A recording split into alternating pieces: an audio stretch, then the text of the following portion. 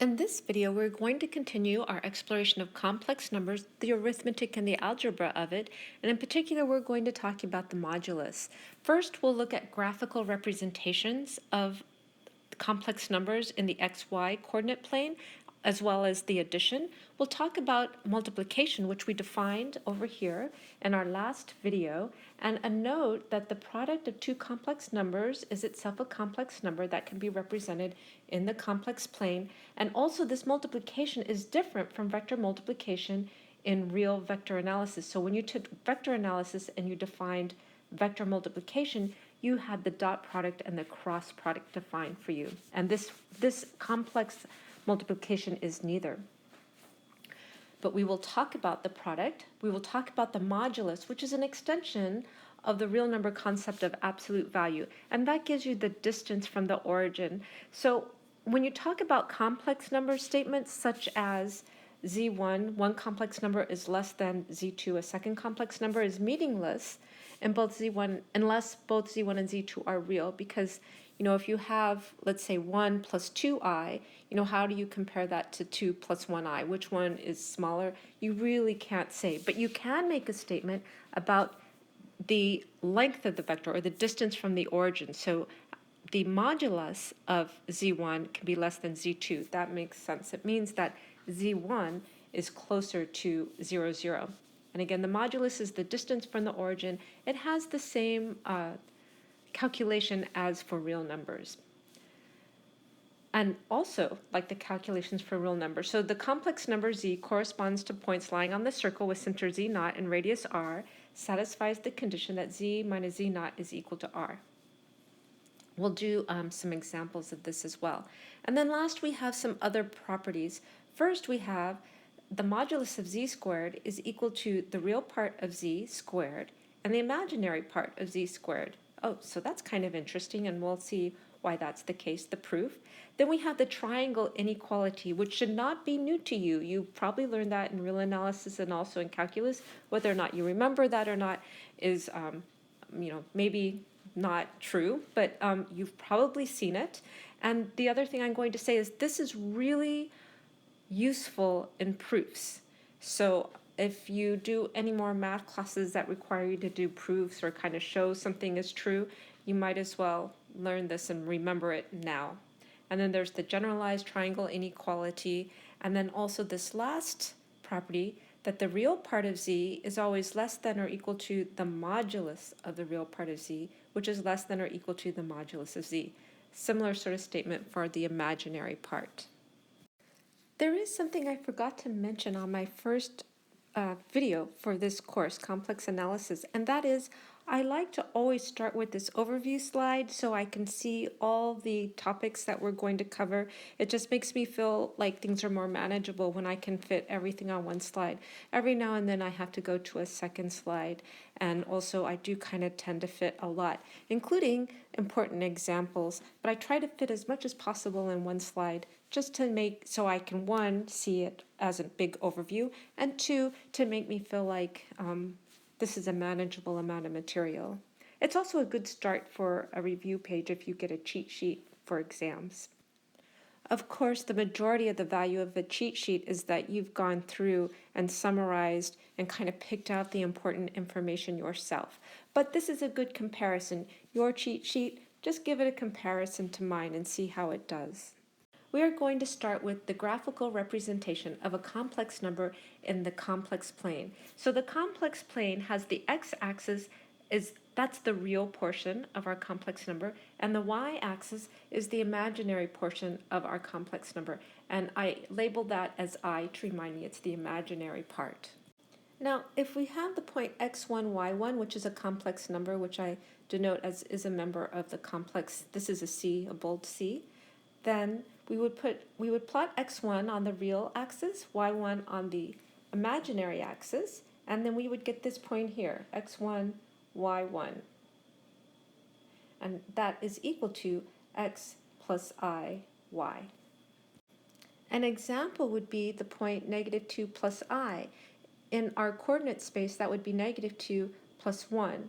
So I would go over -2 on the real axis and up 1 on the imaginary axis. So this would be my point negative 2, 1, which represents the point 2 plus I. Vector addition in the complex plane is just as vector addition is in R2. That is real numbers where the x and y axis represent real numbers. So in other words, let's look at 3 plus I, this complex number, plus the complex number 1 plus 2I. In the graphical representation in the complex plane, 3 plus I is equal to 3, 1. That is 3 along the real axis, up 1 on the imaginary axis. Here we have 1 plus 2I, that's over 1 on the real axis, and up 2 on the imaginary axis. And I have relabeled my y-axis with I just to remind myself that I'm in the complex plane. Now when I do this addition, it's the same as for the R2 space. What the addition represents is taking this vector 3, 1 and moving it so that its tail is at the head of 1, 2. The resulting vector is going to be 4, 4, or in other words, 4 plus 4I. You can also think of this as the parallelogram law, where you also take this vector here and move it so its tail is at the head of the 3, 1 vector, and then you have this parallelogram here, and then the sum of the vectors is the diagonal, which is 4, 4. Again, this should look like, the addition in the complex plane should look like addition in R2. The product of two complex numbers, in other words, when you multiply two complex numbers, this is going to be different from the vector multiplication of real vectors. When you took vector calculus, you learned to multiply two vectors. You used either the dot product or the cross product. For the complex numbers, to multiply two complex numbers, you have this equation that we looked at in the last video.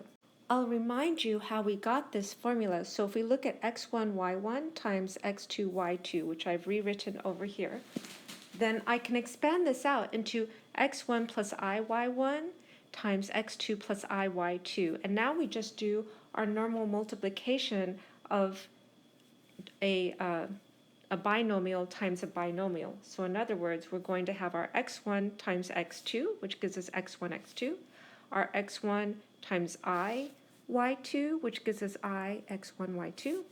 We're going to have our I times x2, y1, which is here. And then finally our I, y1 times I, y2, which will give us, the two i's multiplied will give us the negative, then we have y1 times y2. Now I can combine my real parts, which are x1, x2 minus y1, y2, combine our imaginary parts, which is our x1, y2, and our x2, y1, and then then I can rewrite this as our coordinate in the complex plane, which is x1, x2 minus y1, y2, x1, y2 plus x2, y1, which is exactly what this formula here is right here. I think I might have swapped the order of the x's and y's, but it's the same thing. The next thing we'll talk about is modulus, which is the extension of the real number concept of absolute value, and you can see the formula is the same. As an example, I have the point 1, 4, which represents the complex number 1 plus 4i. I also have the point negative 3, 2, which represents the point negative 3 plus 2i. Now, it doesn't make any sense for me to ask which of these two complex numbers, 1 plus 4i or negative 3 plus 2i, is the smaller, or which one's bigger, because the complex numbers are not ordered like the real number. In other words, there's no, you can't tell in any given set which one's the smallest. There's no way to compare how small they are, or which one comes first. But you can compare their magnitude, or this comes from the extension of the real number concept of absolute value, and the calculation is the same. So if I want the magnitude, or the, in this case, modulus of 1 plus 4i, I would take this, I would look at the distance of the point 1, 4 from the origin, and then here, since it's like a lot like R2. In this case, the distance is going to be my 1 squared plus my 4 squared, which is 17 squared. And here's the general formula. So for z equals negative 3 plus 2i, the modulus is going to be my x coordinate squared, which is negative 3 squared, plus my y coordinate squared, which is 2 squared, which is square root of 13. So while I can't ask if negative 3 plus 2i is less than 1 plus 4i as complex numbers, I can say that one has a smaller magnitude, or that its modulus is smaller, or that its distance from 0 is smaller. So we can say that negative 3 plus 2i is closer to the origin. And that's the idea of modulus, kind of, again, totally an extension of the real number concept of absolute value, and the formula looks the same. Similarly, we can calculate the distance between 2 points using the same sort of formula we would for two numbers in R2. So the distance, for example, between 1 plus 4i and minus 3 plus 2i, these 2 points here, is the distance between 1, 4 and negative 3, 2, which is equal to the modulus of 1 plus 4i minus modulus of 3 plus 2i, or in other words, the modulus of 1, 4 minus 3, 2, which is equal to, now we're subtracting, so coordinate by coordinate. Here I have the plus 3, so 1 plus 3 is 4. The 4 minus 2 is 2. So I have the square root of 16 plus 4 is equal to 2 square root of 5. And again, these formulas look exactly like the real number formulas, because once we have them converted into points on the coordinate plane, it looks just like R2. Another point, if we want to find all the complex numbers z corresponding to the points lying on the circle, so we're going to be doing a circle with center z0 and radius r. And the equation that will satisfy is this, the modulus of z minus z0 equals r. In other words, the distance between z and z0 is exactly equal to our radius. So for example, this equation here, the modulus of z minus 1 plus 3i equals 2 represents the circle with center 1 plus 3i, because we're taking the distance between z and 1 plus 3i equal to 2. So the radius would equal to 2. I drew these 4 points 2 units away, and now I'm going to attempt my circle. So here I go.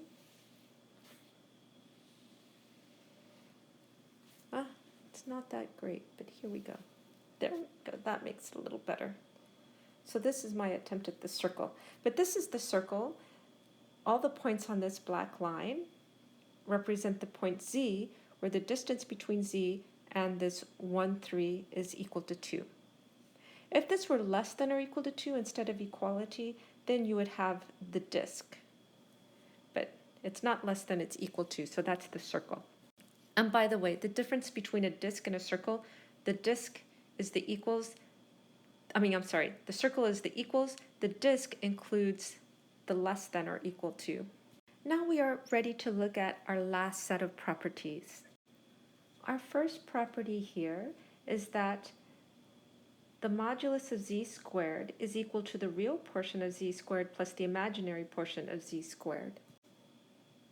And we're going to let z equal to x plus iy. That way we can separate our real and imaginary portions, plus that'll help us get the modulus. And I'm just hoping that this is going to fall out algebraically. So the modulus of z, when I define z as x plus iy, is equal to x squared plus y squared. That just comes from the definition of modulus. And now, I was taken aback for a minute, but this is modulus of z squared.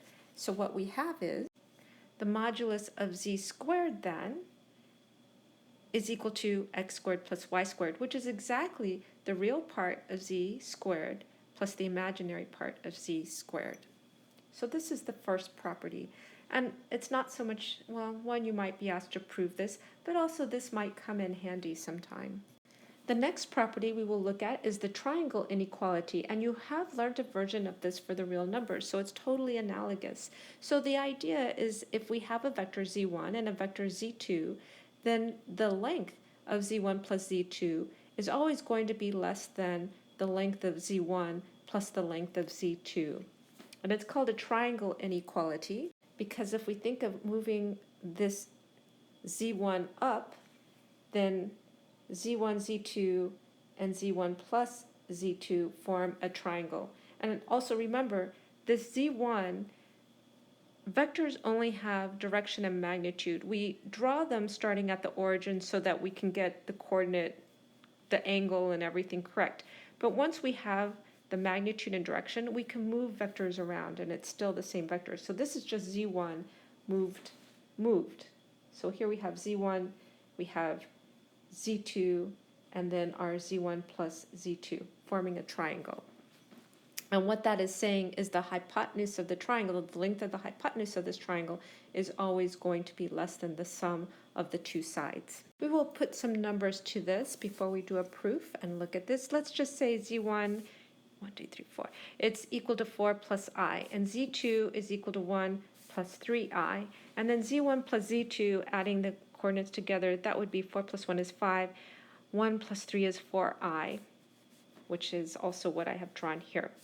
Now the magnitude of z1, z2, or the modulus of z1, z2 is equal to 25 plus 16 square rooted. Modulus of z1 is equal to 4 plus 1 square rooted, and modulus of z2 is equal to 1 plus 3 squared, which is 9 plus 1 is square root of 10.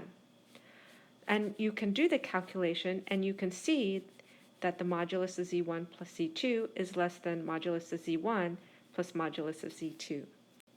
This triangle inequality is important when you're often comes in handy when you're trying to get an upper bound on something or when you're trying to do other proofs. So it is worth remembering. There's also a generalized triangle inequality that the modulus of z1, z2 up to zn is less than or equal to the modulus of z1 plus the modulus of z2 plus the modulus up to zn. Here is an example problem using the triangle inequality. If a point z lies on the unit circle about the origin, in other words, the equation is modulus of z is equal to 1, then show that modulus of z minus 2 is less than or equal to 3. I've started with a drawing, so here is my unit circle about the origin with radius equal to 1. And I'm looking at if I shift this circle down by 2 units, right? So I shifted the center down by 2. Then what we have is that the modulus of this z minus 2, the distance, in other words, from the origin, is always less than or equal to 3, which we can see is true from this diagram because, right, the maximum we get is 3. I want to do this now as a formal proof. So the modulus of z minus 2 is less than or equal to 3, given modulus of z is equal to 1. I have from my triangle inequality that the modulus of z minus 2 is less than or equal to modulus of z plus modulus of minus 2. Again, by my triangle inequality. Here, just using the definition of modulus, this is equal to the square root of the real part squared plus the imaginary part, which is 0, squared. So now I get modulus of 0 plus 2 on the right-hand side of the equation.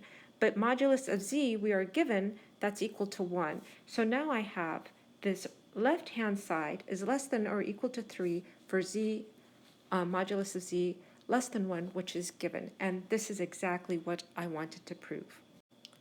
The last property is here, and I've written out the real, and I will show you why this works. The imaginary is totally analogous. So the last property is the real part of z is less than or equal to the modulus of the real part of z, which is less than or equal to the modulus of z. I start out letting z equal x plus iy, and I'm going to compare real part of z here in this column with the modulus of real part of z in this column. So the real part of z is just equal to x.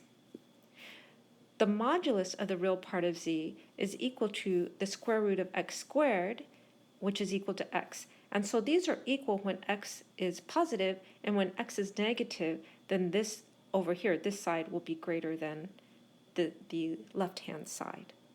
And now if I add the last column, the modulus of z, which is square root of x squared plus y squared, so even when x or y are negative, because they're squared and then square rooted, this portion is always going to be greater than or equal to x.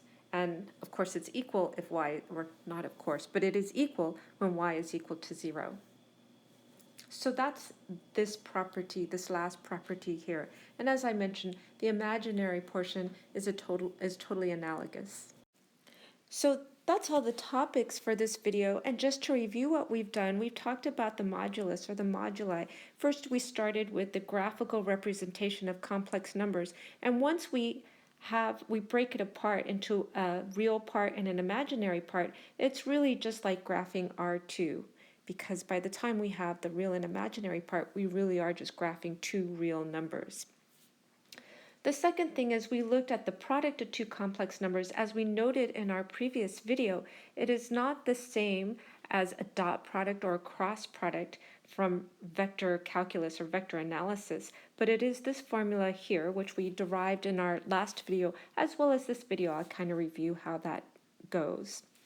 And so the next topic is modulus, which is an extension of the real number concept of absolute value. And so the formulas will look very similar. Modulus of z, and also it uses that same absolute value sign that you're used to. So modulus of z is the square root of x squared plus y squared. So if you're thinking of x and y as points on a plane, then modulus of z is just the distance of z from the origin. And then you can also have a distance formula between 2 points, totally analogous to the real number system. And some examples here that we worked in the video. We talked about complex numbers corresponding to points lying on a circle with a center z0 and radius r. We said that the equation looks like modulus of z minus z0 equals r. In other words, the distance between z and z0, the center, z0 being the center, is equal to r being the radius, and we did an example as well. We have these last properties here that are useful mostly when you're trying to prove other properties or prove other statements. And this first is modulus of z squared is equal to the real part squared plus the imaginary part squared, and this falls out directly from algebra when you let z equals to x plus y. We have this triangle inequality and the generalized triangle inequality.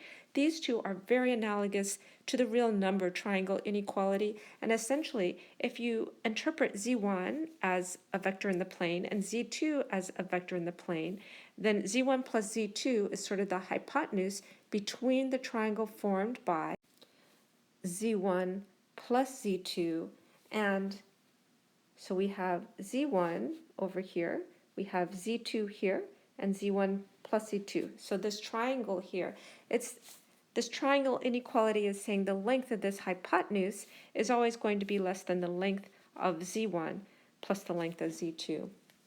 We have this example of using the triangle inequality in a proof, which we worked in this video, and then we had this last set of properties, and we proved this real part, so I'm just going to read through the imaginary. The real is totally analogous. Imaginary part of z is less than or equal to the modulus of the imaginary part, which is less than or equal to z. Last, I have these two problems for you to try, so I'm going to suggest that you write the problems down, pause the videos, and give them a try. After you've tried them, come back and I will give you solutions. So the first problem is to sketch the set of points given by modulus of z minus 1 plus I equals 1. The second problem, using the fact that modulus z1 minus z2 represents the distance between the 2 points z1 and z2, give a geometric argument that the modulus of z minus 1 equals modulus of z plus I, represents a line through the origin with slope -1. Here are the two solutions. So that's it for this video. Thank you for watching.